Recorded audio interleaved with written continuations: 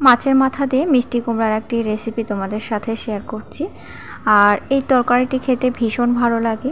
আমরা তো মিষ্টি কুমড়া প্রায় খেয়ে থাকি, তবে মাছের মাথা দিয়ে এইভাবে মিষ্টি কুমড়ার টেস্ট কিন্তু অসাধারণ লাগে। তো চলো কথা বাড়াবো না, আমি এখানে মিষ্টি কুমড়া নিয়েছি, তবে এতটা কুমড়া লাগবে না। এখান থেকে 2 টুকরা আমি মিষ্টি কুমড়া কেটে নিচ্ছি। আজকে কুমড়া আমি খোসা শুদ্ধই রান্না করব, আর ঠিক এই রকম কুমড়ার খোসা শুদ্ধ খেতে কিন্তু বেশ ভালো লাগে। খোসাটা না ছাড়ালেও হয়। খুব সুন্দর করে ছোট ছোট করে কেটে নিয়েছি, তবে একটু বড় সাইজ করে রাখতে হবে। এইভাবে রাখলে কুমড়োগুলো ভেতর থেকে খুব ভালোভাবে সেদ্ধ হবে, আবার দেখতেও খুব ভালো লাগবে।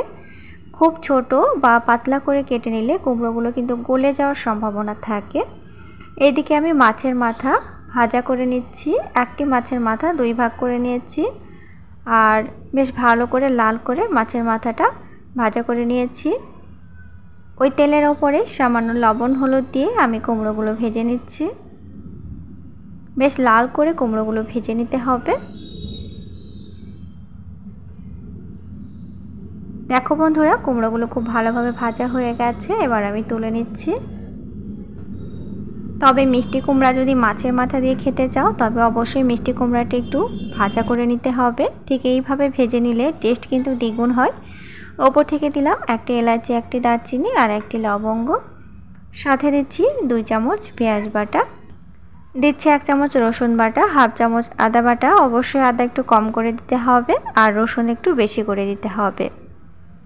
আদা অল্প করে দিতে হবে, যেহেতু সবজি তরকারি, তাই আদা একটু বাজে একটা গন্ধ করে। তেলের ওপরে হালকা ফ্রাই করে নিচ্ছি। অবশ্যই তেল অল্প করে দিচ্ছি এখানে।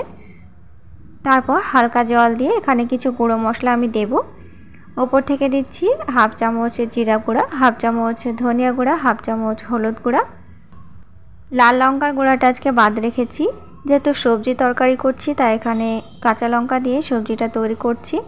খুব ভালোভাবেই মশলাটা কষানো হয়ে গেছে। ওপর থেকে দিচ্ছি 1টি লাল টমেটো কুচি।